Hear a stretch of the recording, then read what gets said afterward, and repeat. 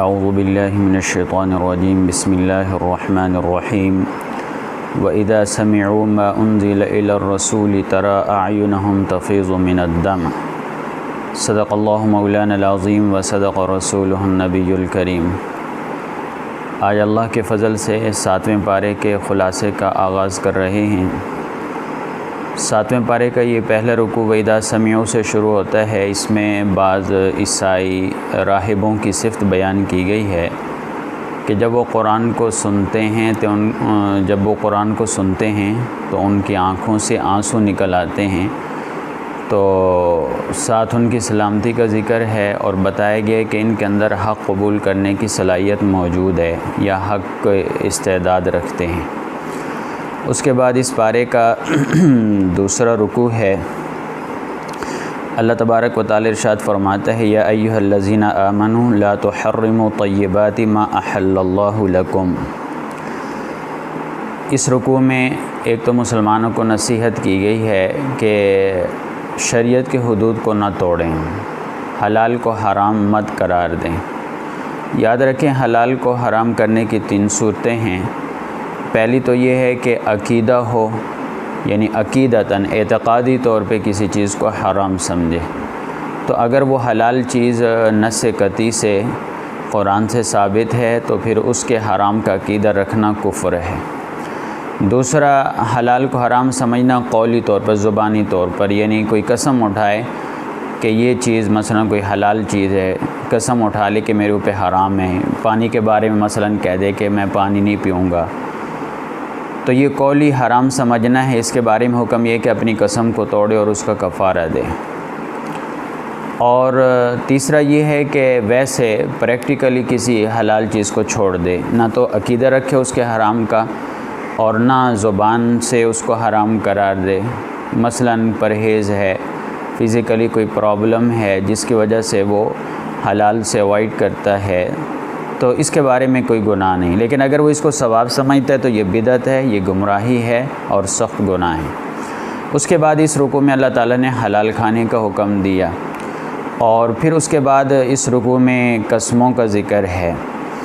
قسمیں 3 قسم پر ہیں۔ ایک ہے یمین غموس، یہ قسم ہے، یعنی جھوٹی قسم اٹھانا جان بوجھ کر۔ کوئی کام کیا ہے اور قسم اٹھا کے کہتے میں نے نہیں کیا، تو اس کا کفارہ نہیں، یہ گناہ گار ہوگا، گناہ کبیرہ ہے، توبہ کرنی ہوگی، کیونکہ غموس غمس کا معنی غوطہ لگانا، اس نے گناہ میں غوطہ لگا لیا۔ دوسری قسم ہے یمین منعقدہ۔ یمین منعقدہ یہ ہے کہ آئندہ قسم اٹھاتا ہے، جس کو ہم عام قسم کہتے ہیں، کہ کوئی قسم اٹھاتا ہے یہ میں کام نہیں کروں گا، اور پھر وہ کام کر لیتا ہے، قسم کو توڑ لیتا ہے، تو اس کا پھر کفارہ ہے۔ کفارہ کیا ہے کہ 10 مسکینوں کو کھانا کھلانا ہے 2 ٹائم کا، یا 10 مسکینوں کو کپڑے دے دے۔ پہلے زمانے میں غلام ہوتے تھے، وہ آزاد کرنا ہوتا تھا، لیکن آج کل تو نہیں ہے۔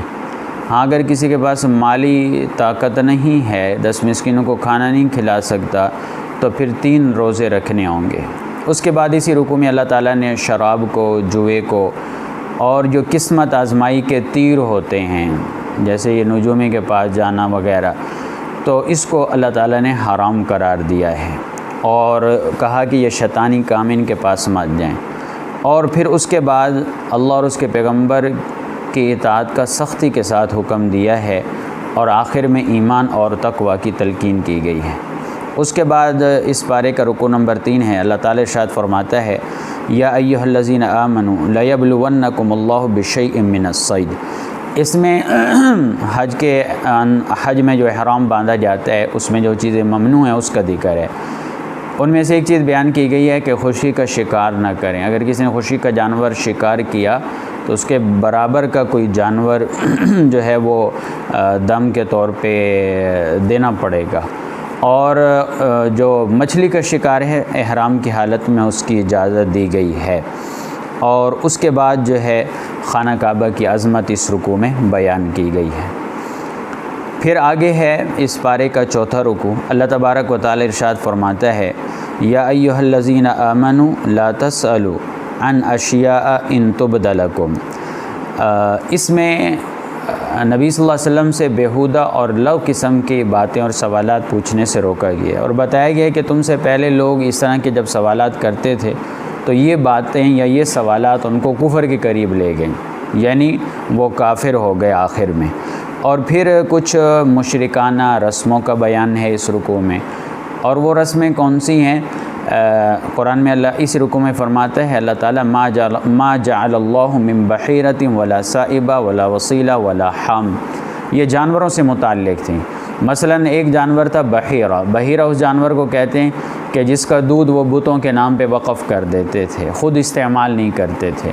اور دوسرا جانور ہے سائبہ، سائبہ اس جانور کو کہا جاتا ہے جو مشرکین بتوں کے نام پہ چھوڑ دیتے، جیسے ہمارے انڈیا میں ہندو لوگ سانڈوں کو چھوڑ دیتے ہیں، گائے وغیرہ کو چھوڑ دیتے ہیں۔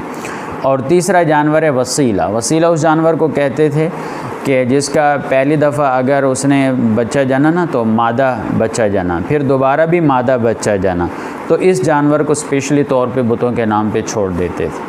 اور چوتھا جانور اس رکوع میں ذکر ہے حام، حام اس اونٹ کو کہتے ہیں جو خاص مقدار میں خاص تعداد میں جفتی کر لیتا تھا، تو اس اونٹ کو بتوں کے نام پہ چھوڑ دیتے تھے، پھر کوئی خود فائدہ نہیں اٹھاتے تھے۔ تو یہ 4 قسم کے جانور ہیں، یہ مشرکانہ رسم ہے، تو اس رکوع میں اس کا ذکر ہے اور اس پہ تنبیہ کی گئی ہے اور کہا گیا کہ اس سے بچو۔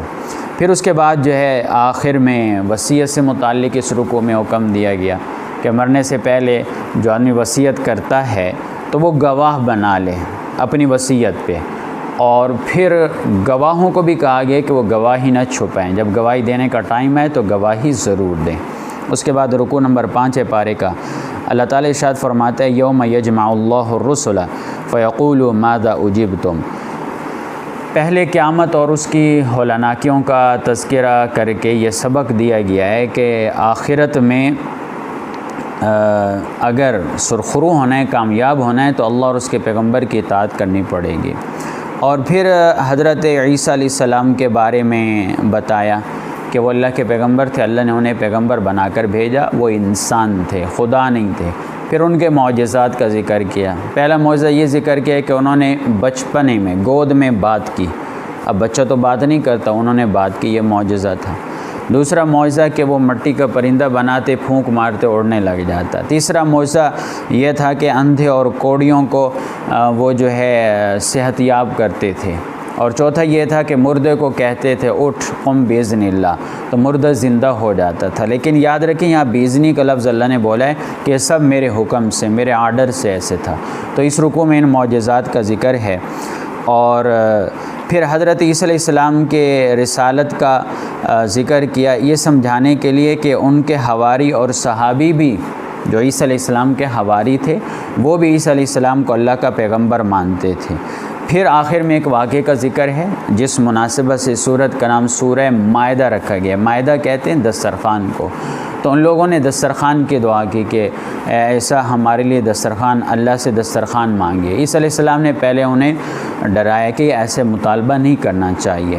پھر عیسیٰ علیہ السلام نے دعا مانگی تو اللہ تعالیٰ نے فرمایا کہ اگر میں نے دسترخوان اتار دیا تو اس کے بعد اگر یہ لوگ پھر گئے تو پھر سخت عذاب میں مبتلا ہوں گے، کیونکہ یہ اللہ کا اصول اور قانون رہا ہے کہ جس قوم نے معجزے کا مطالبہ کیا تو ان کے کہنے پہ اگر معجزہ آیا اور پھر وہ ایمان سے ہٹے اور راہ راست پہ نہ آئے تو اللہ تعالیٰ نے ان کو عذاب میں پکڑا ہے۔ اب قرآن میں واضح نہیں کہ وہ آیا تھا، یعنی اتنا تو ہے کہ اللہ نے کہا میں اتاروں گا، لیکن حدیث سے معلوم ہوتا ہے کہ وہ دسترخوان آیا تھا اور کھانوں کا بھی ذکر آتے ترمذی شریف میں ایک روایت ہے۔ اس کے بعد رکوع نمبر 6 ہے اس بارے کا، اللہ تعالیٰ ارشاد فرماتا ہے وَإِذْ قَالَ اللَّهُ يَا عِيسَى ابْنَ مَرْيَمَ أَأَنْتَ قُلْتَ لِلنَّاسِ۔ اس رکوع میں نہایت بلیغ انداز میں عیسائیوں کے عقیدے کی تردید کی گئی۔ عیسائی کہتے ہیں نا کہ اللہ تیسرا اللہ، یعنی 3 ہیں، ایک اللہ ہے، ایک حضرت مریم، دوسرے عیسیٰ علیہ السلام۔ تو اللہ تعالیٰ نے ان کے عقیدے کی تردید کی کہ قیامت والے دن اللہ تعالیٰ پوچھیں گے عیسیٰ علیہ السلام سے کہ انت قلت للناس، کہ ایسا کیا تو نے لوگوں کو کہا تھا مجھے خدا بنا؟ تو عیسیٰ علیہ السلام تردید کریں گے۔ اور پھر یہ بھی کہا گیا کہ عیسیٰ علیہ السلام کی جو دعوت تھی وہ ایک پیغمبر جیسے ایک پیغمبر ہوتے، عیسیٰ علیہ السلام بھی پیغمبر تھے، وہ اسلام کی دعوت دے رہے تھے۔ اور یہ کہہ رہے تھے کہ اللہ کے ساتھ کسی کو شریک مت ٹھہرائیں اور صرف اللہ کی عبادت کریں۔ تو بہرحال عیسیٰ علیہ السلام ایسے ہی کہیں گے اور اپنی امت کو کہا بھی ہے، قیامت والے دن بھی کہیں گے، تو عیسائیوں کے عقیدے کی تردید کی ہے۔ اس کے بعد یہ سورہ انعام شروع ہوتی ہے۔ سورہ انعام کا نام انعام کہتے ہیں مویشیوں کو، جانوروں کو، چوپاؤں کو، تو ان کے متعلق حلال حرام سے متعلق احکامات ہیں سورہ انعام کے رکوع نمبر 6 اور 17 میں، تو اسی مناسبت سے اس سورت کا نام سورہ انعام رکھا گیا ہے۔ اور یہ مکی دور کے بالکل آخر میں یہ سورت نازل ہوئی ہے اور پوری سورت اکٹھی نازل ہوئی ہے۔ اس کے مضامین بڑے اہم ہیں، 7 مضامین ہیں جو 7 عنوانات میں۔ پہلا تو یہ ہے کہ شرک کا ابطال ہے اور عقیدہ توحید کی دعوت ہے۔ دوسرا مضمون ہے عقیدہ آخرت کی تبلیغ، اور ساتھ ہی اس دنیا کو ہی محض زندگی سمجھ لینا، اس کی تردید ہے۔ تیسرا جاہلیت کے توہمات کی تردید ہے جن میں لوگ مبتلا تھے۔ چوتھا عنوان اسلامی معاشرے کی تعمیر جن بڑے بڑے اصول و بنیاد پہ ہوتی ہے ان کا تذکرہ ہے۔ اور پانچواں دعوت نبوی ہے اور رسول اللہ صلی اللہ علیہ وسلم کے خلاف اعتراضات کا جواب ہے۔ چھٹا رسول اللہ صلی اللہ علیہ وسلم اور مسلمانوں کو جو مشکلات پیش آ رہی تھیں ان پر ان کی تسلی بھی ہے۔ اور ساتواں جو منکرین اور مخالفین کی غفلت پہ تنبیہ بھی ہے۔ لیکن ایک بات یاد رکھیں، یہ الگ الگ یکجا گفتگو نہیں، ایک ٹاپک پہ بھی اکٹھی گفتگو نہیں، بلکہ اللہ تعالیٰ کے یہ کلام کا سلسلہ ایک دریا کی روانی کی طرح چلتا ہے، بار بار آتا ہے لیکن انداز گفتگو مختلف ہوتا ہے۔ تو بہرحال اس پارے کا رکوع نمبر 7 ہے اور سورہ انعام کا رکوع نمبر 1 ہے۔ تو اس رکوع میں اللہ تعالیٰ ارشاد فرماتا ہے الحمدللہ الذی خلق السماوات والارض وجعل الظلمات۔ یہاں پہ اللہ کے حمد و ثنا کے بعد اللہ تعالیٰ کی قدرت اور تخلیقی نشانیوں کو بیان کر کے توحید پہ دلائل دیے گئے ہیں اور بتایا گیا ہے کہ چاروں طرف اللہ کی قدرت کی نشانیاں ہیں، یہ اللہ کے وحدہ لا شریک ہونے کی علامت اور دلیل ہے۔ پھر کافروں کے ایک اعتراض کا جواب بھی دیا گیا ہے۔ کافر لوگ کہتے تھے کہ ہمارے پاس فرشتہ آنا چاہیے تھا پیغمبر، تو ان کو جواب دیا گیا کہ اگر فرشتہ اتاریں تب بھی تم اعتراض کرو گے، کیونکہ فرشتے نے انسانی شکل میں ہی آنا تھا، تو پھر تم کہتے کہ یہ انسان ہے، تو ان کے اس اعتراض کا جواب دیا گیا۔ اس کے بعد رکوع نمبر 8 ہے، اللہ تعالیٰ ارشاد فرماتے قل سیروا فی الارض ثم انظروا کیف کان عاقبۃ المکذبین۔ اس میں اس رکوع میں جن لوگوں نے اللہ کی نافرمانی کی ان پہ جو عذاب آئے تو ان کے انجام کا ذکر ہے، اور ساتھ ساتھ اس کی گواہی کے لیے سیر کرنے کی دعوت ہے کہ ان علاقوں کی سیر کرو، جاؤ جہاں پہ اللہ کی قوموں پہ عذاب آیا، اور وہاں جا کے دیکھو تاکہ اپنی آنکھوں سے تم نقشہ دیکھ سکو کہ اللہ تعالیٰ نے مجرموں کو کیسے پکڑا، کیسے ان کو اللہ نے تباہ کیا۔ اور پھر اس کے بعد یہ تعلیم دی گئی ہے اس رکوع میں کہ جو آدمی مسلمان بن کے زندگی گزارے گا وہی دنیا اور آخرت میں کامیاب ہوگا، اور اسلام ہی ایک ایسا مذہب ہے جو دونوں جہانوں میں کامیابی کا رستہ دکھلاتا ہے۔ اور پھر اسلام کا معنی اطاعت کے ہیں، کیونکہ اسی رکوع میں نبی صلی اللہ علیہ وسلم کے زبانی اسلام کے معنی بیان کیے گئے قل انی امرت ان اکون اول من اسلم، کہ پیغمبر آپ کہہ دیجئے کہ مجھے حکم دیا گیا ہے کہ میں سب سے پہلے اللہ کی اطاعت کروں۔ تو اب اسی رکوع میں یہ آیت ہے تو اسلام کا معنی سمجھایا گیا ہے کہ اسلام کا معنی اطاعت کرنا ہے۔ اور اس کے بعد ہے رکوع نمبر 9، اللہ تعالیٰ ارشاد فرماتا ہے ومن اظلم ممن افترى علی اللہ کذبا او کذب بآیاتی۔ اس رکوع میں حشر کا ایک نقشہ کھینچا گیا ہے، اور جو اللہ تعالیٰ کی عدالت ہے قیامت والے دن، اس میں سوال و جواب کی کیفیت کا بیان ہے، اور پھر اعمال کے بارے میں جو پوچھ گچھ ہوگی، جو تحقیق ہوگی، اس کا منظر اس رکوع میں کھینچا گیا ہے۔ اور پھر اس کے بعد گناہگاروں کی سزا کی کیفیت بھی اس رکوع میں بیان کی گئی ہے، اور امت مسلمہ کو تسلی بھی دی گئی ہے کہ انہیں خوفزدہ نہیں ہونا چاہیے، ان پہ کوئی غم نہیں ہوگا، کوئی خوف نہیں ہوگا، وہ امن سے رہیں گے جو امت مسلمہ ہیں۔ اور پھر سمجھانے کے لیے، آخرت کا خوف بٹھانے کے لیے، آخرت کا ڈر بٹھانے کے لیے ایک بڑی اہم آیت ہے جس سے رونگٹے کھڑے ہو جاتے ہیں اگر گہرائی میں اس آیت کو سمجھا جائے۔ اور وہ آیت کیا ہے؟ اس رکوع میں اللہ تعالیٰ فرماتا ہے وَلَوْ تَرَىٰ إِذْ وُقِفُوا عَلَى النَّارِ فَقَالُوا يَا لَيْتَنَا نُرَدُّ وَلَا نُكَذِّبُ بِآيَاتِ رَبِّنَا وَنَكُونَ مِنَ الْمُؤْمِنِينَ۔ اس کا مطلب یہ ہے کہ کاش تم اس وقت کی حالت دیکھ سکتے جب تم دوزخ کے کنارے پہ، جب وہ دوزخ کے کنارے پہ کھڑے ہوں گے اور کہیں گے کہ کاش ہمیں دوبارہ لوٹایا جاتا دنیا میں تو ہم اللہ کی آیات کو نہیں جھٹلائیں گے اور ہم ایمان والوں میں سے ہو جائیں گے۔ مطلب یہ وہ کیفیات، وہ نقشہ کھینچ کے بتایا گیا کہ اللہ کی نافرمانی کا عذاب بڑا سخت ہے۔ اس کے بعد رکوع نمبر 10 ہے، اللہ تعالیٰ ارشاد فرماتا ہے قد خسر الذین کذبوا بلقاء اللہ حتی اذا جاءتہم۔ اس رکوع میں دنیا کی بے ثباتی کا ذکر کیا گیا کہ یہ دنیا ایک عارضی ہے، اور یہ تعلیم دی گئی ہے کہ دنیا میں غرق ہو کہ آخرت سے کوئی غافل نہ ہو، ورنہ یہ گھاٹے کا سودا ہے۔ پھر دعوت و تبلیغ کی اہمیت کو بیان کیا گیا ہے، اور دعوت و تبلیغ کے رستے میں جو مشکلات اور تکلیفیں پیش آنے والی ہیں ان پر صبر اور ثابت قدمی کی تعلیم دی گئی ہے۔ اس کے بعد رکوع نمبر 11 ہے، اللہ تعالیٰ ارشاد فرماتا ہے وَلَقَدْ أَرْسَلْنَا إِلَىٰ أُمَمٍ مِّن قَبْلِكَ فَأَخَذْنَاهُمْ بِالْبَأْسَاءِ۔ اس رکوع میں بتایا گیا کہ ہمیشہ سے ایسے ہی رہا ہے کہ جب بھی اللہ نے انبیاء بھیجے، پیغمبر بھیجے، تو ان کا مذاق اڑایا گیا، ان کی تکذیب کی گئی، اور دنیا کے عیش و عشرت کی وجہ سے وہ لوگ خدا کو بھول گئے، جس کی وجہ سے پھر اللہ کا اچانک عذاب ان پہ آیا، اللہ کی اچانک ان پہ پکڑ آئی ہے۔ اور پھر یہ بتایا ہے کہ اللہ تعالیٰ کی پکڑ سے کوئی نہیں بچ سکتا، اللہ قادر مطلق ہے۔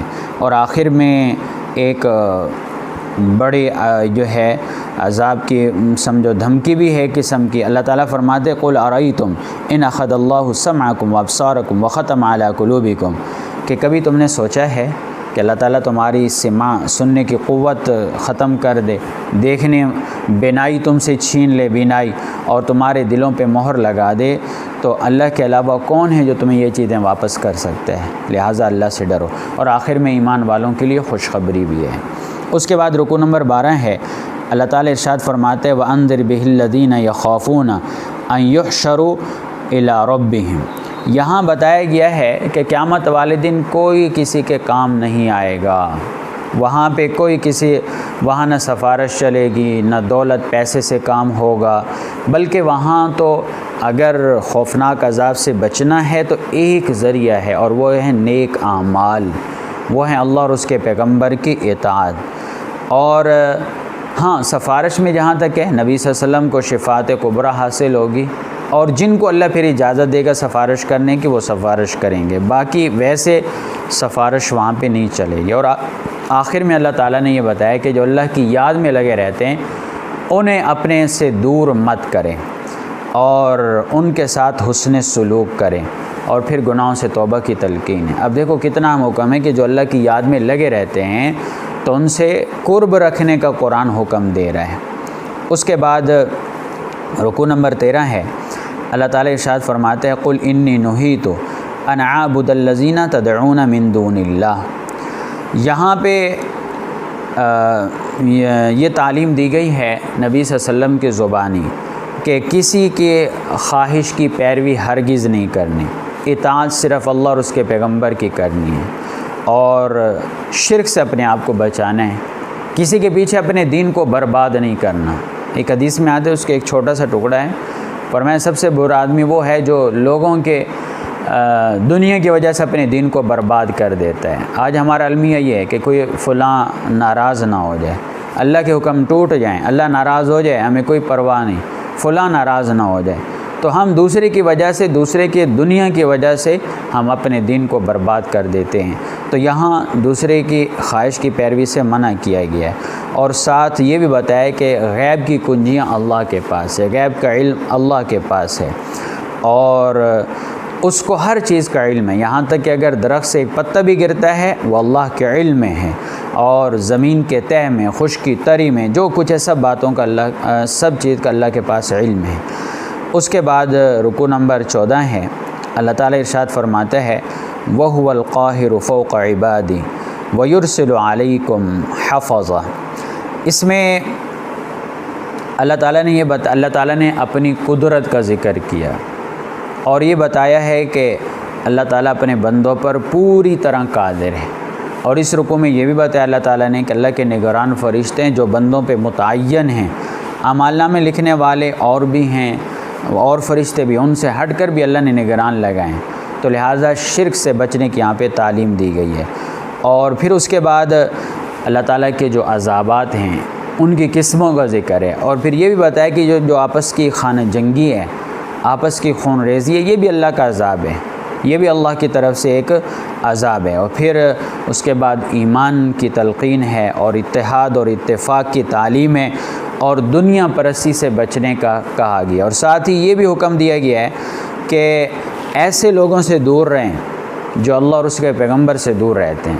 اب دیکھو نا فرق، پچھلے رکوع میں کہا کہ جو اللہ کی یاد میں رہتے ہیں ان کے ساتھ دوستی لگاؤ، ان کے مجلسوں میں جاؤ، ان کے پاس رہو، اور یہاں بتایا گیا کہ جو اللہ اور اس کے رسول سے اعراض کرتے ہیں تو ان سے تم بھی اعراض کرو، ان کے ساتھ دوستی نہ لگاؤ۔ اس کے بعد رکوع نمبر 15 ہے، اللہ تعالیٰ ارشاد فرماتے ہیں قُلْ أَنَدْعُو مِن دُونِ اللَّهِ مَا لَا يَنفَعُنَا وَلَا يَضُرُّنَا۔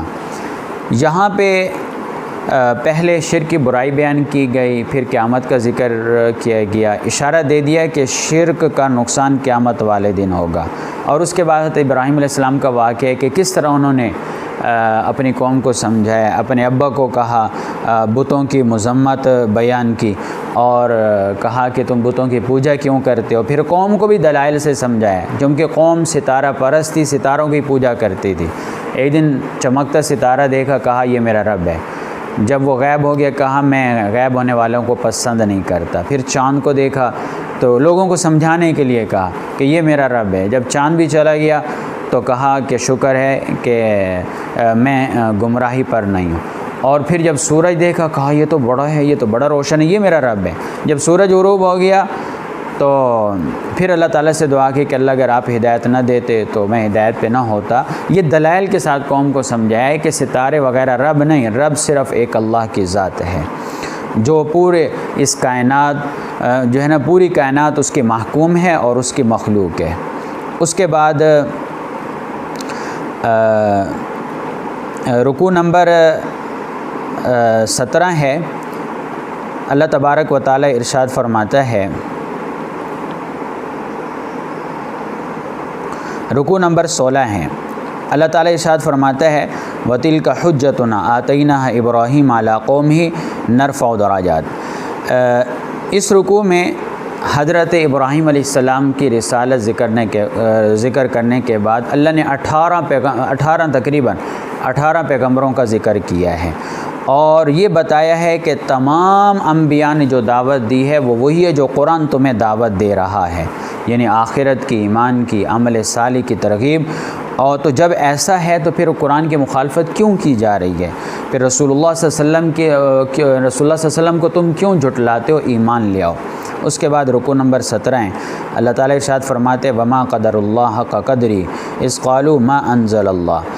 اس رکوع میں مخالفین جو اعتراض کر رہے ہیں کہ اللہ تعالیٰ نے آج تک کتاب نازل نہیں کی، تو ان کا جواب دیا گیا کہ دیکھیں تورات کو تو تم مانتے ہو، تو تورات کو کس نے نازل کیا؟ اللہ نے۔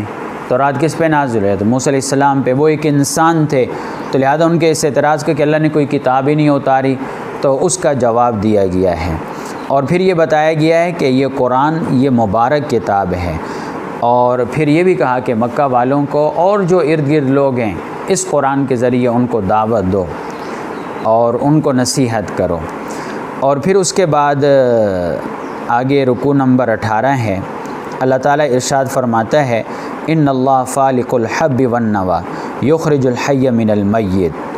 یہاں پہ اللہ تعالیٰ نے توحید کے ثبوت کے لیے کائنات میں پھیلی ہوئی اپنی ربوبیت اور کارسازیوں کی ایک جھلک دکھلائی ہے کہ اتنی بڑی کائنات اور کائنات کا اتنا بڑا نظام اور اس میں کسی کو کوئی دخل نہیں ہے، تو پھر دوسرے کو کیوں خدا مانا جا رہا ہے؟ بتوں کی پھر کیوں پوجا کی جا رہی ہے؟ اللہ کے ساتھ کیوں شریک ٹھہرایا جا رہا ہے؟ اور ساتھ ہی انسانوں کو یہ بھی بتایا جا رہا ہے کہ اللہ تعالیٰ کے یہ انعامات احسانات ہیں تو یہ انسانوں کی پرورش کے لیے ہیں۔ تو کتنی ناشکری کی بات ہے کہ اس اللہ کے ساتھ شریک ٹھہرایا جا رہا ہے اور اس کے احکام سے لوگ غفلت کر رہے ہیں، وہ اللہ جس نے یہ ساری کائنات لوگوں کے لیے بنائی ہے۔ اس کے بعد رکوع نمبر 19 ہے، اللہ تبارک و تعالی ارشاد فرماتا ہے بدیع السماوات والارض انا یکون لہ ولد ولم تکن۔ اس رکوع میں اللہ تعالیٰ کے خالق اور صانع ہونے کو بیان کیا گیا ہے، اور یہ بھی بتایا گیا کہ اللہ کا کوئی اولاد نہیں، اللہ اولاد سے پاک ہے، اللہ بیوی سے پاک ہے۔ اور پھر قرآن کو بصائر کہا گیا ہے کہ جو عقل و شعور رکھنے والے ہیں ان کے لیے قرآن میں بصیرت اور عبرت ہے۔ پھر اعلیٰ اخلاق کی تعلیم دی گئی ہے اس رکوع میں، اور کہا گیا ہے کہ مشرکین و کفار کو برا بھلا نہ کہو، بلکہ اخلاق کے ساتھ اور اچھے انداز میں ان کو نصیحت کرو۔ تم ان کی عزت پہ حملہ کرو گے تو وہ تمہاری بے عزتی کریں گے، اس لیے ان کو برا بھلا نہ کہو، ان کے بتوں کو بھی برا بھلا نہ کہو۔ تو یہاں پہ بحمد اللہ 7ویں پارے کا خلاصہ مکمل ہوا۔ اللہ تعالیٰ سمجھ عمل کی توفیق عطا فرمائے۔